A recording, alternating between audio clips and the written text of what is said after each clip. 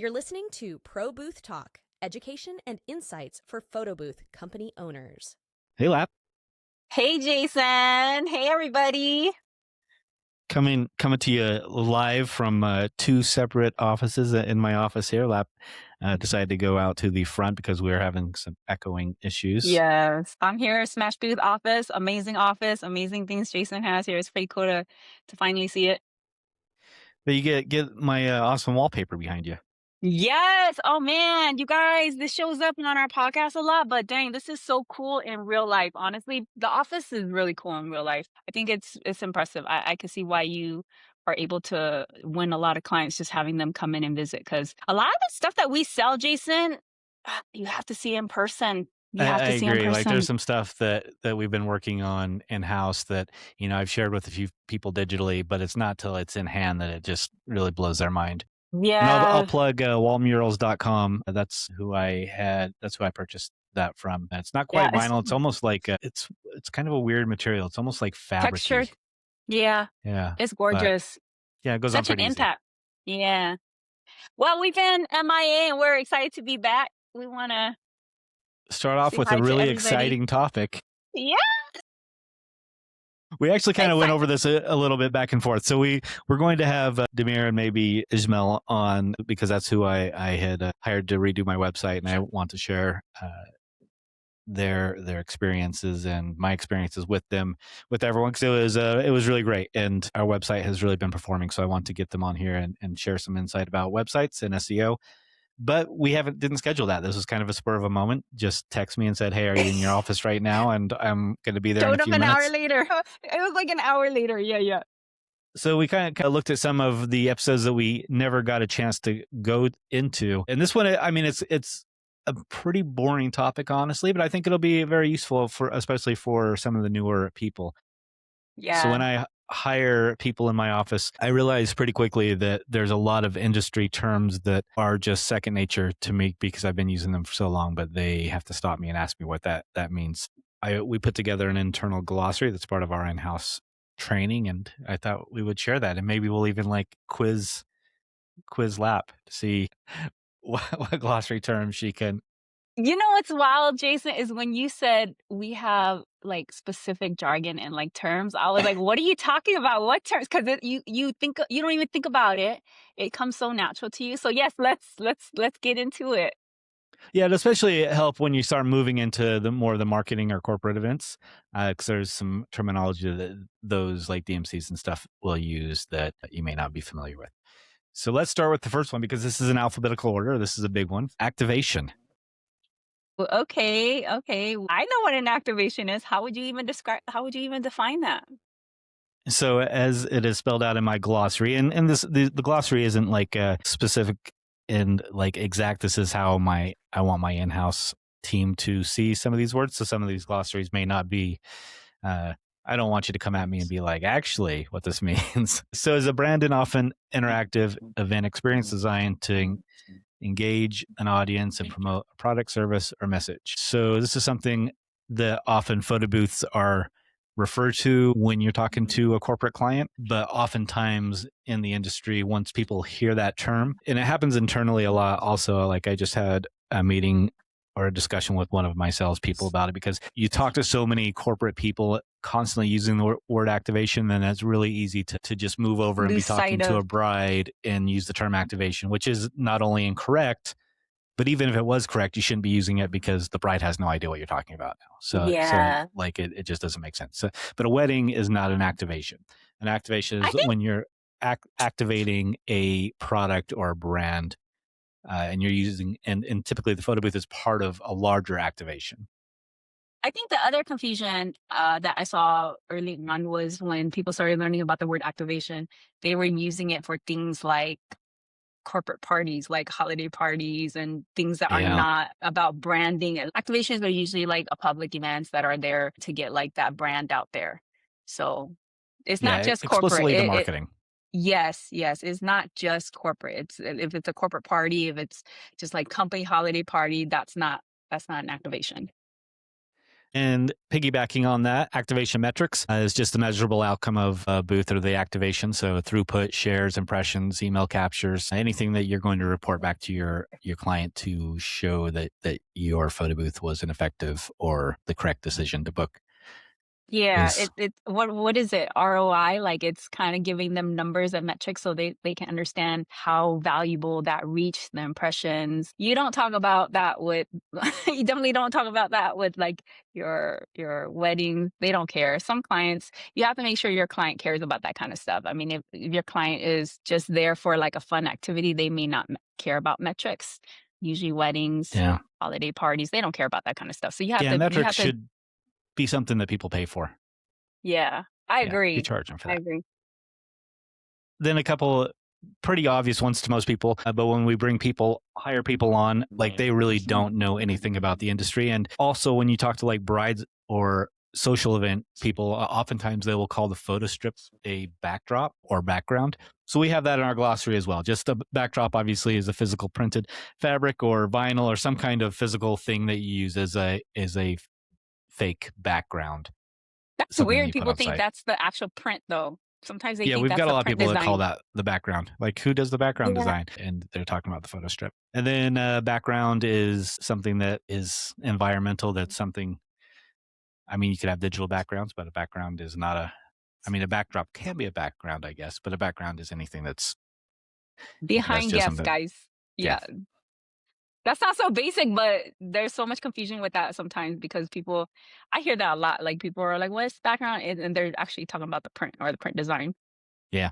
So very basic, but it's in there, so I'll cover it. The brand guidelines. That's a big one, and you typically actually won't deal with that until you're really dealing with some pretty big corporate clients. But brand guidelines is essentially just a document outlining. Well, let me just read what I've got here. A document outlining approved logos, fonts, colors, spacing, and usage rules. So a lot of times the brand guideline will include your client's logo and will give you typically some Text codes for color. and some like it'll have like little photos of their logo with a stroke around it with a big X through it and things like that. Essentially telling you don't ever put a stroke around our logo and don't put our logo over any busy backgrounds, and it's only approved to go over these colors. It needs to be X amount of pixels from the side of the photo strip or any printed material. So it'll just have all the guidelines that you've got to abide by when you're using their logo. The case studies. I don't do case studies, so tell me about case studies.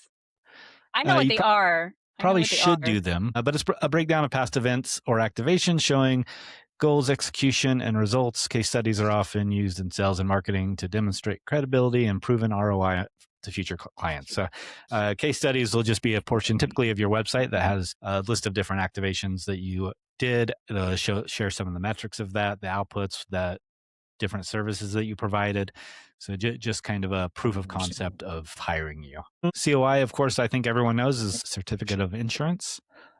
CRM, a customer relation management. That's going to be like your booth book, Chuck Your Cherry, system. 17 hats. Deliverables, any final branded photo, video, print, digital file, anything that you deliver to the client. DMC, I already said DMC, but that is a destination management company. Think of that as a wedding planner for major brands. Corporate. Yeah. The DOC is your day of contact. AC, exhibitor appointed contractor. I don't have to deal with this very often, fortunately, because it's kind of a pain. But my glossary definition here: an exhibitor appointed contractor is an outside vendor hired by a brand or exhibitor to provide services at a trade show or a convention instead of using the official in-house contractor. This often requires submitting an EAC paperwork to the show organizer or venue for approval, which may include insurance documents, schedules, and access details. So essentially, if someone's hiring you to work at a conference, oftentimes the conference will have approved vendors. And if you're not one of those, then they may give your client an EAC form that needs to be completed to make sure that you are a legitimate business. Never experienced that. I've never gotten that. That's new. It's not very frequent that we do, and we do some pretty big shows, but I'd say like twice a year we get one of those in there. Typically a pain to fill out, so I'm glad they're not very common. Engagement is just a measure of guest interaction, such as number of sessions, shares, or time spent using the booth. EO day, end of day. You'll see that from planners a lot. A lot of times they'll be like, "Can you get a proposal to me by EOD?" EOD, yes, end of business day. Yeah. Thank you. Gray labeling. I think we kind of covered this in our white label episode. So white labeling is when you're working for another brand. Gray label is pretty much when there is like no brand kind of. For example, if you use Snappick's scale tier, they've got a gray label app. Instead of using Snappick, it's called Gift Booth, I think, something like that. And that's not available in the App Store. So it's just a gray label. So if a client sees the Snappick logo, of course, they can just go and download Snappick themselves and just do their own photo booth. So if you're using a gray label, the gift booth kind of hides what software you use and doesn't brand it to you. It just brands it to nobody. This is if you're wondering what use case scenario this would be, this is like if you're if you're sending like a booth to a client and they're setting up their own selfie booth, that would be where you would need something like that if you're wondering. Or if you're leasing, long-term leasing. Yeah, ship and deploy or long-term leasing primarily. It's really nice because then you have like a login. So our login is at events.smashbooth.net instead of most people's is like events.getsnappick, I think. Yeah. So you can even let people set up their own events and they still never see Snappick. It looks like Snappick on the back end, but it's all branded completely to us and it's located on our website. This is important, you guys, because you do not want your client to know what software you're using so that they could just easily bypass you and just go ahead and because a lot of clients think they could just go sign up for the software. They don't realize all the back end work that's involved with it. Yeah. Troubleshooting and stuff. Yeah.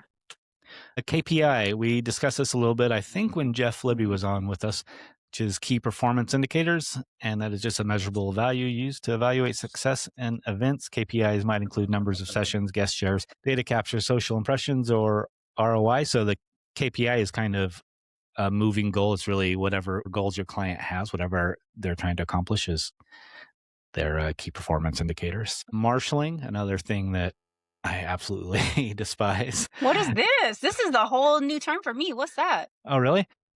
Yeah. So let me again go to my written response. The process of coordinating and directing vendors and deliverables. An event site often managed by venue union staff or dock captains, common at large hotels and convention centers where loading docks and times are tightly controlled. So if you're going into a large convention that requires marshaling, it typically just means you have a dock captain there that's controlled by the union. And a lot of times they'll give you very precise time slots that you could come. Everything is very controlled. Sometimes they need to carry things in for you. You need to pay someone to do that for you. So it's just basically if the load in at the dock includes marshaling, then you generally just know that you're going to have a pain in the ass union rep there controlling things. Okay. I've dealt with that. I didn't know there was a term for it. Media, we have this in here. Like, obviously, our staff learns very quickly that media is paper and ink, but I always want to remind them that your client doesn't know that. Media means something completely different to them. So if you say media, like, you will instantly confuse who you're talking to. So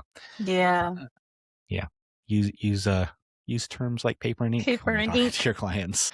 A microsite and gallery, I think everyone knows what that is. NDA, non-disclosure agreement, I assume everyone knows what that is. I don't think everybody knows what a microsite is, Jason. I think that should be defined because I don't think everybody knows what that is, especially people who are not doing corporate work, people who are doing like weddings and stuff. What's the benefit of microsites and what is it exactly?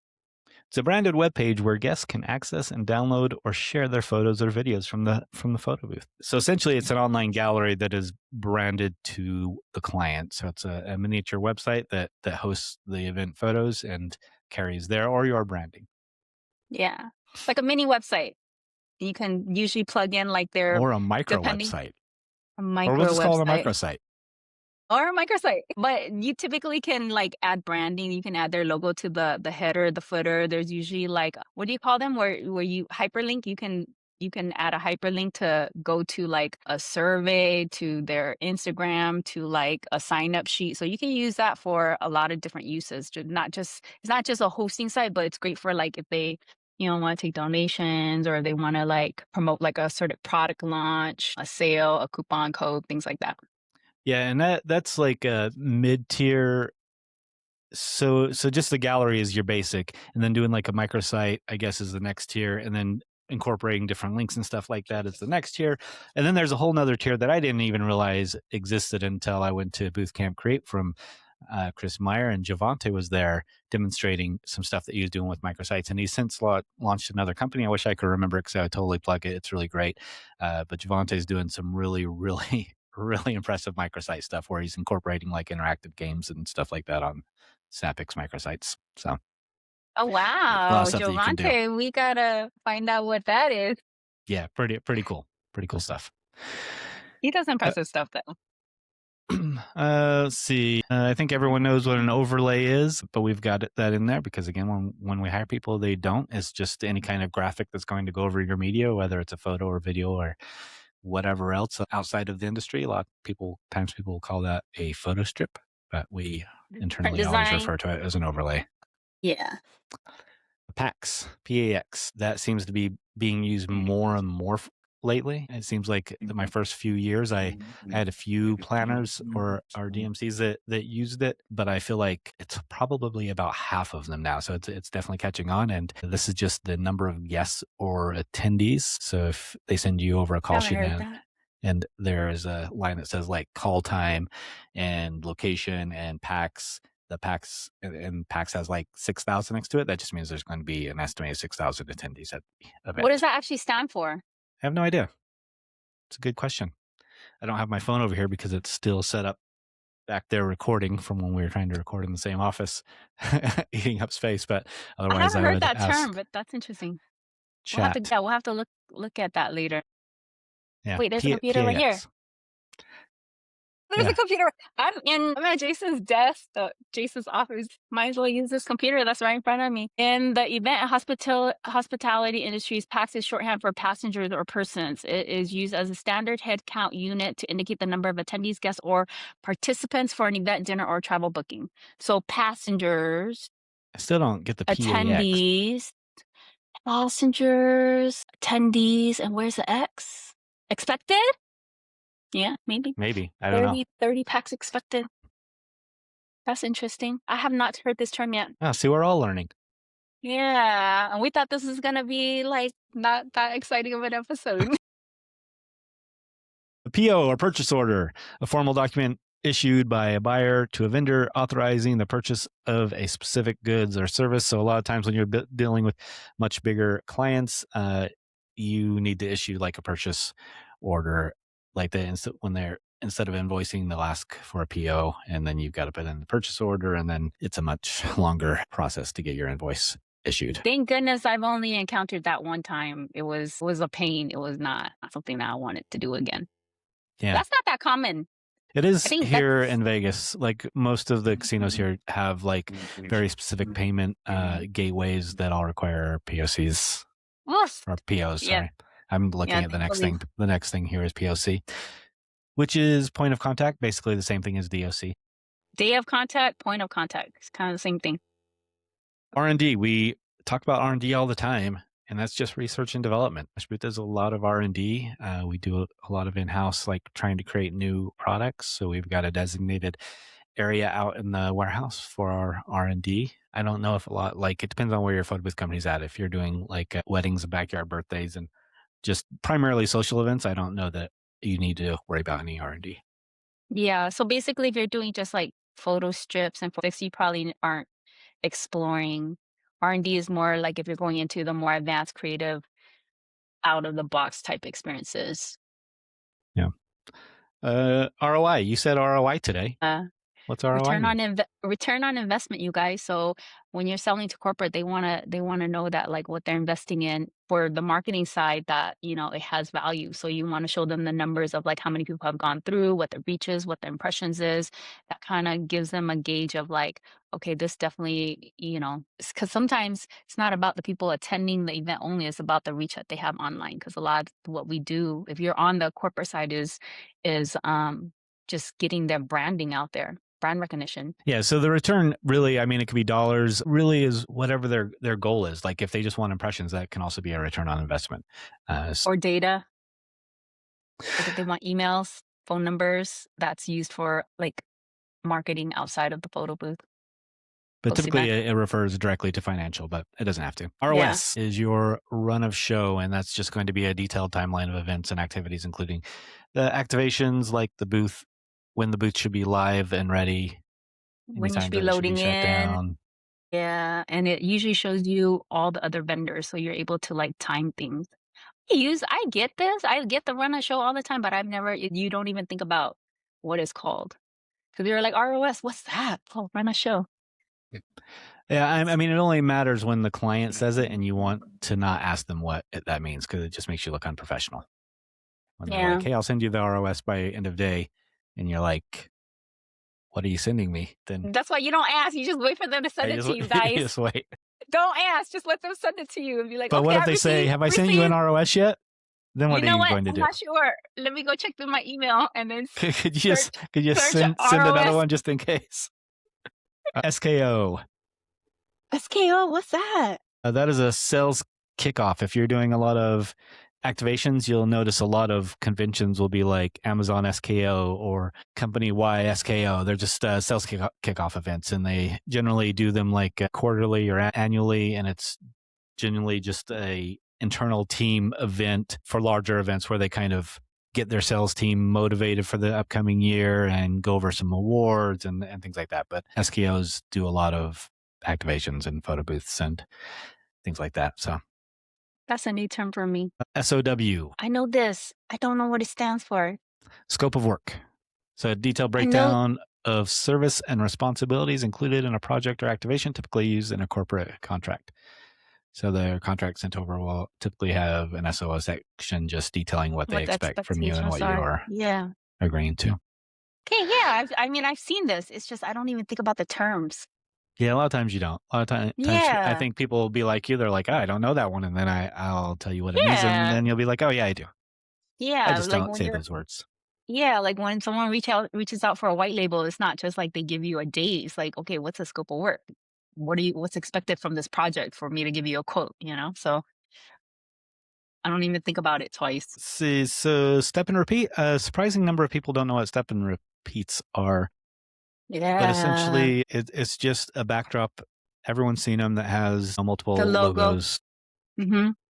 scattered Step around and then them. repeat. Step and then repeat. So that's what that is relevant to. I always assumed, I guess I don't know, but I assumed that it was like because you generally would see those like in Hollywood premieres and stuff. And I assumed it was because that's how the photography works. People just step up, take a photo, and step on. So it's like a That's step and interesting. repeat photography session. Never thought of it like that. I thought it was the logo. Step Hmm. down, repeat. Step down, repeat. That's Yeah, how it I makes saw sense it. too. Both of those work. They both do. They Dual both meaning. make sense. Now I want to Google that too. You can Google while I continue. Strike Let's do just that. means tear down. So when you start dealing with DMCs and stuff, they'll use the word strike instead of tear down. So it just now you'll know that and won't have to ask them what they're talking about. Let's see.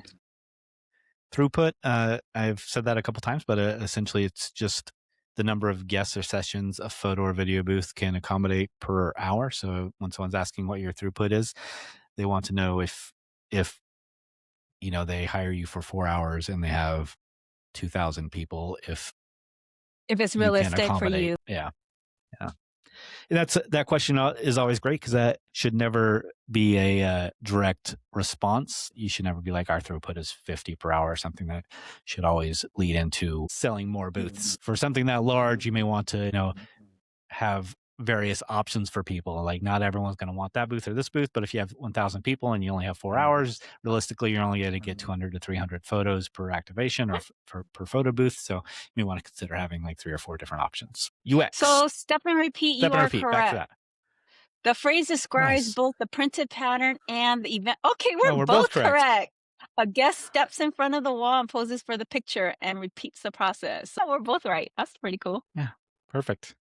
Go Learning team. something, learning something new. This is just user experience. It's going to sometimes, again, going back to corporate clients, they'll want to know what the UX is, and they generally want to know like what are their users going to experience when they walk up to the booth.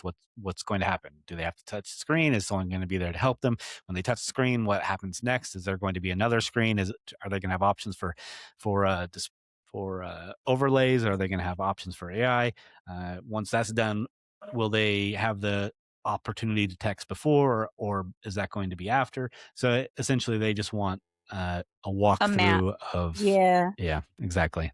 It's a map of what the user is gonna see, what they're gonna experience, and what the workflow is. So, like, if they go up to a screen, kind of want to see what the screens are gonna go through, the order of them, and then sharing what that's gonna look like. So Yeah, and it's basically, a helpful map, if you can provide that as a graphic as well. visual. Yeah. White labeling, if you don't know what that is, go listen to our episode on white labeling. Essentially, that is working as another company. So when I have jobs in LA, Lap, even though her company is LX Pix, she operates a Smash booth and performs those jobs for me.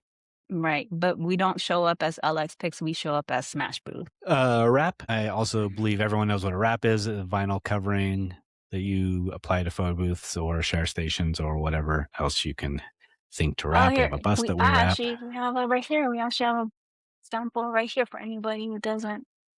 It's right there. Guess I Wrap. need to rewrap that because that is our old branding. That's not the logo that we use anymore. But that's just our in-house booth. So we just use that for testing, especially right now with AI. We do so much AI testing on that. Like with Snap, and I'm sure most softwares you can test inside the software, but we like to have the user experience, especially because when you test inside the software, it doesn't apply the overlay or anything like that. A lot of in-house testing there.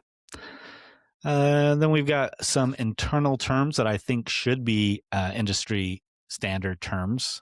For example, social event is how we refer to any. I think most people call those private events, or Private I parties. can't Yep. remember. Private parties. So Yep. anything that is a private celebration, such as a wedding, mitzvah, birthday, or party, typically booked by an individual or family, and focuses on guest experience and keepsake memories. A social event can also include corporate clients, notably for internal Holiday. celebrations like company anniversaries, holiday parties.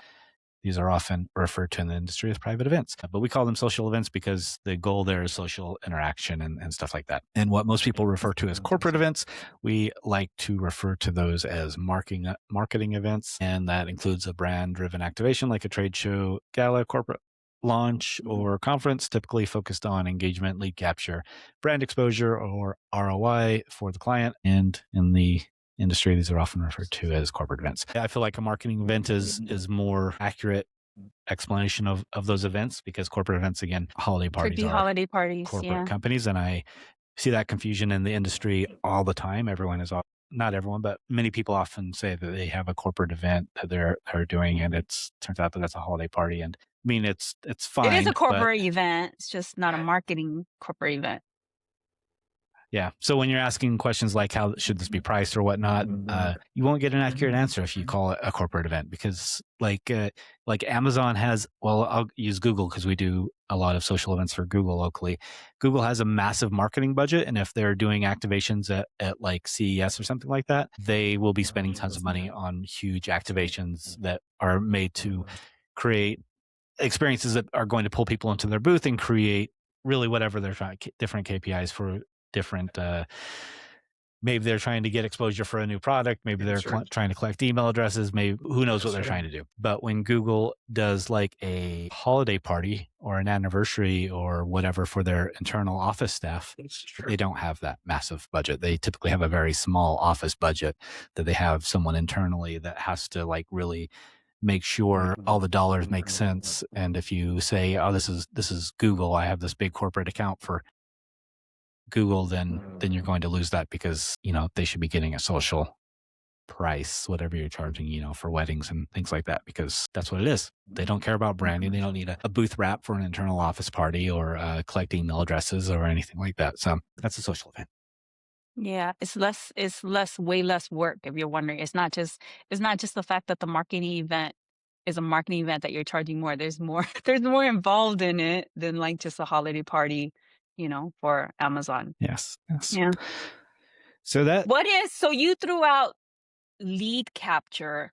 I don't think a lot of people even know what that means. So lead capture is when you're doing an event and you're collecting email addresses and names or phone numbers or whatever information they want. Sometimes you'll be hired for an activation where the goal is capturing leads. Data. Yeah. So it may be like a wine walk where a company is sponsoring some wine, but they want to capture the email addresses of all the people that are walking around so they can market to them in the future. So you'll have a photo booth, and to use the photo booth, you may ask them what their name is and their email address and what kind of wine they like. You have some kind of random Custom survey surveys, so that custom it survey to makes sense to get the them in their info. marketing. Yeah, so they can get information that they want to help them market a little bit more efficiently, a lot more efficiently. Yeah. And if you do a wedding show, like handle your own lead capture, because a lot of times people will use like jasonandann'swedding@gmail.com for the bridal show because they don't want to be like bombarded with marketing to their real email. But when they're at the photo booth, they'll use their real email. So you'll get They want the jasonandann'swedding@gmail.com from the bridal show, but then yeah, they a want their personal photo, email. so they'll use their real email at the photo booth, and then you'll have their real email that no one else on the showroom floor has. So you'll have that like that private access to them, and also you'll have the one from the show as well if you want to hit them on both sides. But I would just use the one that you clicked. Yeah. And that works the same with trade shows. A lot of times people will scan badges, but they're getting their jason@smashbooth.net email address, whatever their big corporate email is. But when I take a photo and I want that photo, maybe I'll use my jason@google.com or whatever. So they'll be capturing a more personal email of clients when they do photos and stuff like that. But I think that's all the words that I've got. Wait, there's on our a list. word that I feel some people might not know that I just thought of as like a brand ambassador, because a lot of people don't even know what that is. What is a brand ambassador? Adding that in right now. So commonly referred to as a BA, brand ambassador, is someone. So essentially Google's probably a bad example because they do use young hip people. Say you're going, there's an AC or an HVAC convention in Las Vegas, and all the people that work for HVAC companies, no shade on all the people that work for HVAC if you're out there listening, are typically, service industry tech people, Blue collar. Yeah, blue collar. They're not the most social or engaging people. So they'll have a few of their sales represent at the booth. But to get that engagement and get the excitement of the people walking around, they'll hire brand ambassadors local to the market who are typically going to be young, full of energy, attractive. So when you go through even PBX, when you walk around, you're like, wow, all these photo booth companies have really young, attractive employees. Those are just BAs that live in Las Vegas that they hire locally to represent their brand. The brand. Yes. Yeah. So they're also sometimes we used to use them search for BAs when we do our hiring, but we kind of stopped because they seem to be not very reliable. Like if you ever need to hire BAs for your own activations, like if you're going to go to, I don't know, Chicago or another city and you need 4 people for your photo booth activation and you want to fly alone, I would always recommend hiring more than the number of BAs that you need, because there's a good chance that, a couple won't show up. And then you could just send them home to say, we'll pay X amount and we need this many people. If we end up sending you home early, we'll still pay you, a portion of whatever. That way you have yourself covered, because BA's notoriously, like I had one guy, we were shorthanded. This was years ago. And we actually hired a BA for a wedding. So we had 3 booths and we're like, okay, we could just set up and have some BAs run the other booths. And this guy came and asked me if I knew if it was an open bar or not. So, and Good, of course we were like, hey man, we actually got this covered, so you're free to leave. And he did go to the bar and get a drink on his way out. So, oh my goodness, you're just dealing with people that are very, like, we've got some really awesome people from BAs too that we actually hired on as full time. So very, very hit or miss, but that's what a brand ambassador is. The same note, VA, if I think we had a whole episode on virtual assistants. So if you haven't listened to that yet, definitely. Virtual assistant. I keep wondering if you're just not going to answer what a VA is, so that it forces people. No, I just realized it's not on my list, so I'm adding it real quick here. But yeah, VA is a virtual assistant. So anything that you think can be done not virtually, in person, you can hire a VA. Designing work. I have learned a lot more about VA since that episode, and we should do a follow-up, because ultimately that person that we had on in their company, I ended up leaving. Did keep a diary of my experience with them, and I was pretty unhappy all around. And I ultimately ended up just hiring my own VAs outside of agencies. The same way I hire employees, I just found out which like Where to local go source them Indeeds. from? Yeah, so if someone's looking for a job in the U.S., they use Indeed. So I just look to see what websites people use in different parts of the world to apply for jobs, and I just post it directly to those jobs. So we currently have 2 VAs. Both of them are from the Philippines. One of them does our SEO and Google AdWord management, and the other one does just random tasks. They go through our 17 hats and make sure. So we have we categorize all our tasks in different levels. So we have what we call 0 level tasks, which are tasks that are they just consume time, just very repetitive things. So we assign all our 0 level tasks to our VA, and she just goes through and makes sure workflows are going correctly and things that need to be deleted or information from forms are moved over to the project and things like that. Fun office work. Yeah, and Philippines is kind of famous for having that very technical, instruction-driven VA market, but it's also pretty cheap. But you can definitely get some people that are much more involved and could be sales agents and things like that, but you would be paying quite a bit more, and you would want to look in Latin America or Israel or something like that for those people. So just depends on what you're looking for a VA and how task driven or thought driven the role is. That's a whole different episode. Yeah. So I think that sums up all the different words. We're about 40 minutes, so that's a good time to wrap up. We were going to talk a little bit about PBX since Lap missed it, but yeah, maybe we could do that in our next episode, because I'm curious about PBX. This last one, it looked like there was a few interesting things, and I'm curious if anything's been implemented, or if we've seen that in the industry, because it's been months. What month are we in? We're in May, you guys. What month are we in? May, and PBX was 4 months ago, so that would be interesting to talk about. We'll talk about it. Yeah. But anyways, thanks for hanging around. Thanks for coming back and listening to us talk about words. Yeah. And hopefully you won't be waiting close to a year for the next episode. No, we're going to try to keep them more consistent, you guys. Yes, but not so much that we are a slave to releasing them once a week. We built up a really big bank so that they would be released when we got busy, but when we got Still for the first enough. when we got we went to Amsterdam, which we haven't talked about that either. Yeah, we got to do an episode on that too. I guess we could just wrap both of the PBXs into an episode. Yeah. And so we were both busy with that, and that started burning through our stockpile. Right into peak season. Yep. But then we went into peak season, and then I just got really, really busy. So anyways, we're back. Here we are. We also want to say really appreciate all the emails and the support, and there's so many people that are constantly asking when we're going to release again, and honestly, when we're recording, when we were putting out, we didn't really know how many we see listens and stuff, but those are just numbers. We don't even know if those are real. So it's always very flattering when we go to PBX and people are asking when the next episode is, or letting us know how helpful it is. And there's been a few people in our ear, like Rosie, that is not letting me forget that I commit to doing one soon. She'll reach out every couple months and say, hey, so I thought you were going to be talking to Lap soon about and always remind me. I know.